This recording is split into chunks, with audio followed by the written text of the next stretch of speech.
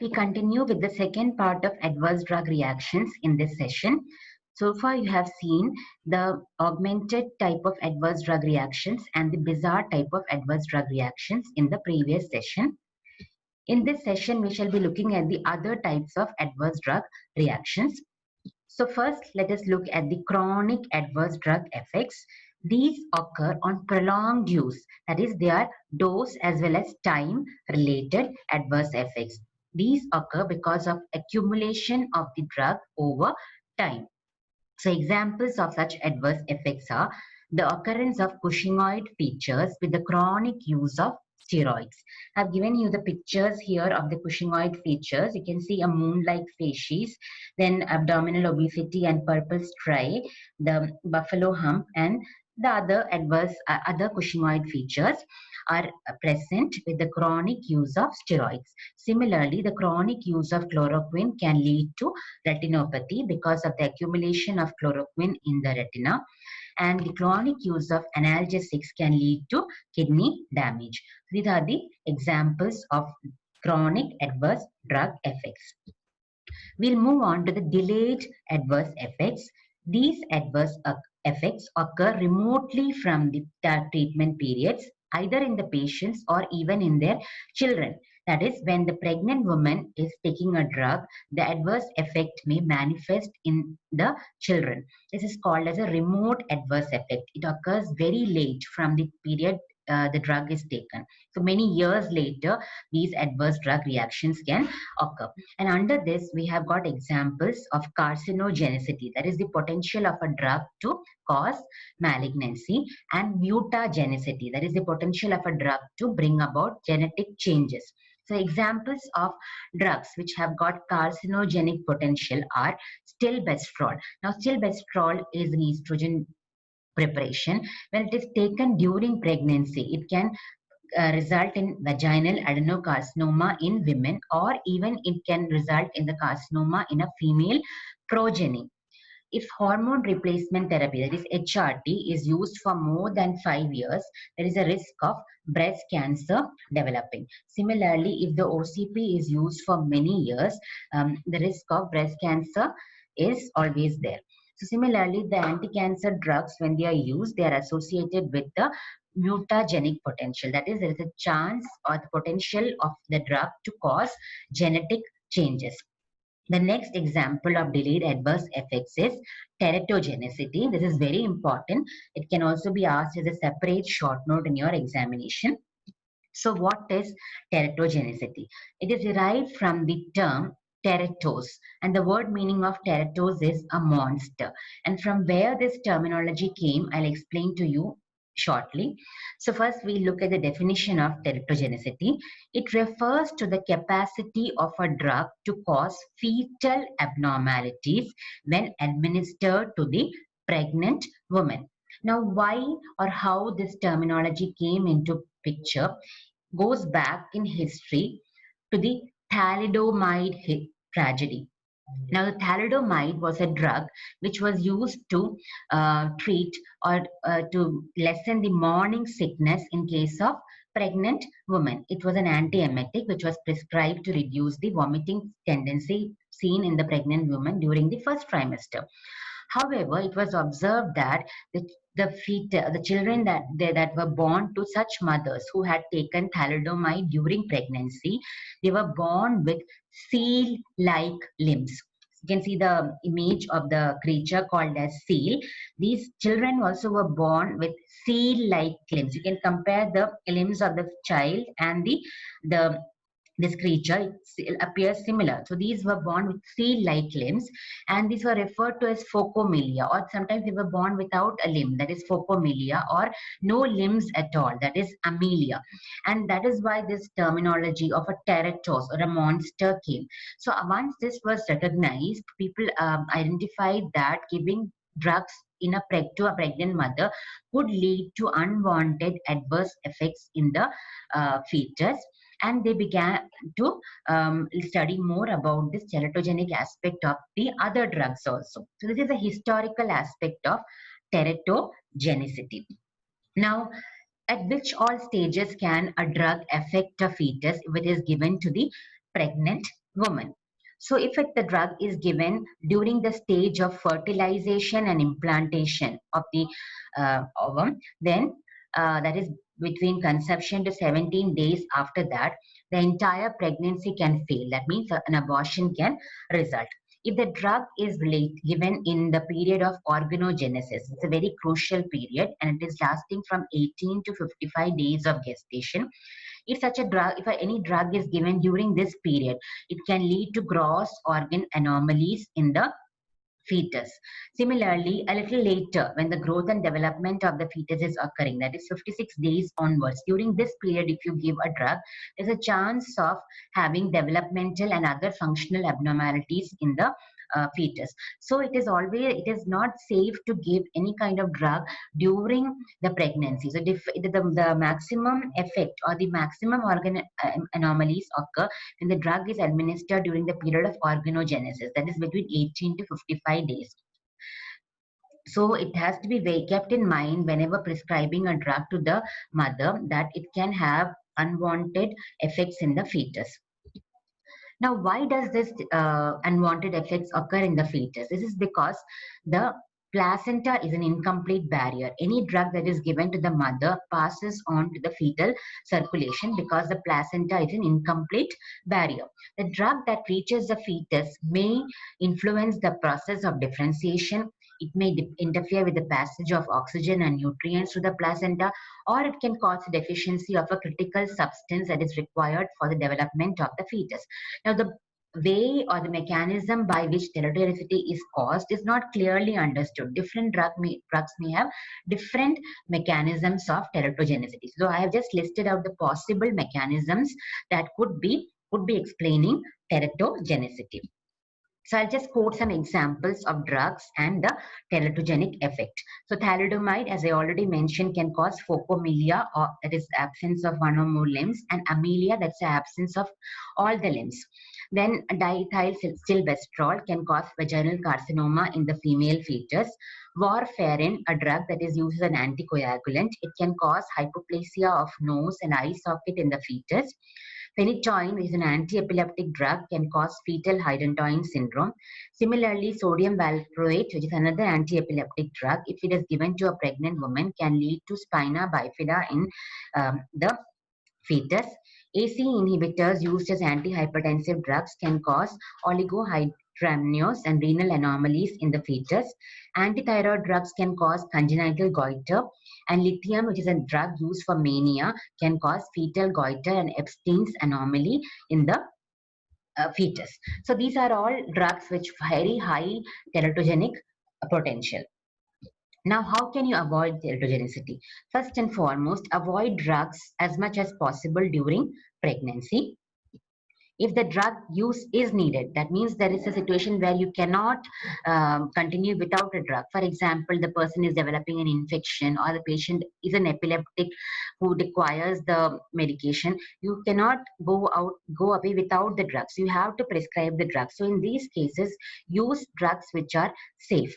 Now, the US FDA has categorized drugs from the category A to X, and the drugs which are mentioned in category A and B can be preferentially given in pregnancy as compared to the other categories which are not safe.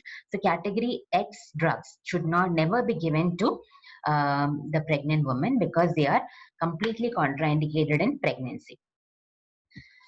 Use drugs at minimum effective dose and duration.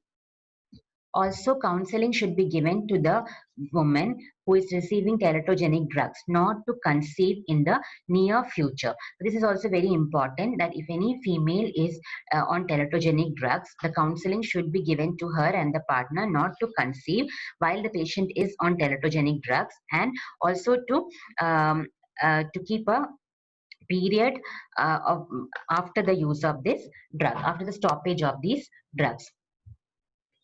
So now we'll move on to the next type of adverse drug reaction, that is the end of treatment adverse effects.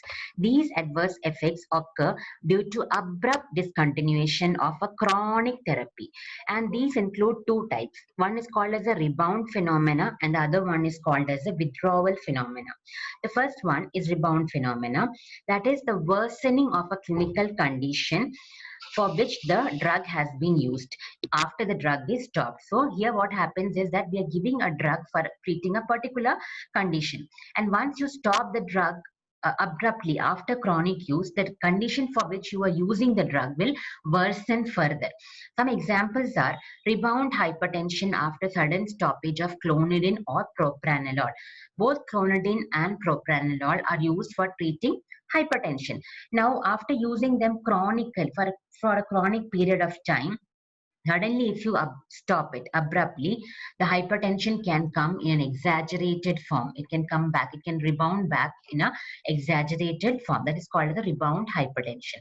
Similarly, worsening of angina after sudden stoppage of beta blockers. Now, beta blockers are prescribed in angina for the for keeping it in check. Now, if you suddenly abruptly stop the beta blockers, then the angina can worsen. Similarly, there can be worsening of seizure episodes when you suddenly stop the anti-epileptic drugs. Next is the withdrawal phenomena. Now, this is characterized by a set of symptoms on discontinuation of a drug. Now, whenever a drug is discontinued, the person will come up with a characteristic set of symptoms. And these withdrawal symptoms or withdrawal phenomena is usually seen with drugs which are capable of producing dependence. Now, we'll see what the dependence is. So you can see WHO defines dependence as a state which can be psychic or physical, resulting from the interaction between the individual and drug, and is characterized by behavioral and other responses that involves a compulsion to take the drug on a continuous or periodic basis in order to experience its psychic effects. So here what is happening? It is a state which can be either psychic or physical, and it is causing a compulsion in the patient to go on taking the drug to experience the effects of the drug. Okay, that is the dependence. It can be either psychological dependence, where the individual is believing that the optimal state of his well-being is achieved only through the actions of the drug.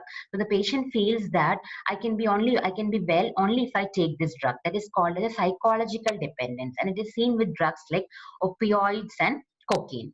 Whereas physical dependence, in that what happens is that it's an altered physiological state produced by the repetitive administration of a drug, which necessitates the continued presence of the drug in the body to maintain the physiological equilibrium. Here what happens is that in the presence of the drug, this physiological state is attained, and it is necessary that the drug be there in the body to continue to have that particular physiological state. Now, whenever the patient discontinues such a drug which causes physical dependence, he can go in for withdrawal symptoms, which I mentioned earlier. So such drugs, examples of drugs which produce physical dependence and hence withdrawal are opioids, barbiturates, alcohol, benzodiazepines. So you can see the opioid withdrawal syndrome will be characterized by anxiety, sweating, vomiting, and diarrhea. So each one, like even the alcohol withdrawal, will come with a set of characteristic symptoms. Similarly, benzodiazepines also comes with a characteristic set of withdrawal symptoms. Now we look at the genetically related adverse effects. Now these occur because of genetic variations in individuals, mainly in pertaining to drug metabolizing enzymes, drug receptors, and drug transporters. I'll just quote one example here, which I have mentioned also in the previous topic, that is NAT2 gene polymorphisms. So this can lead in the difference in ADRs seen in fast metabolizers and slow metabolizers. The fast metabolizers will have more of hepatotoxicity with this drug, whereas the slow metabolizers will have more of peripheral neuropathy. And this difference in the ADR is occurring mainly because of the genetic differences. Now we'll look at the last one, that is the drug-induced or the iatrogenic-induced or the physician-induced diseases. So these are functional disturbances which are persisting even after the offending drug has been withdrawn and it has been largely eliminated from the body. So what are these functional disorders? Functional disorders are medical conditions that impair the normal functioning of the body, but it remains largely undetected on examination. So when you examine the patient, it may not be detected No abnormality will be detected from the external.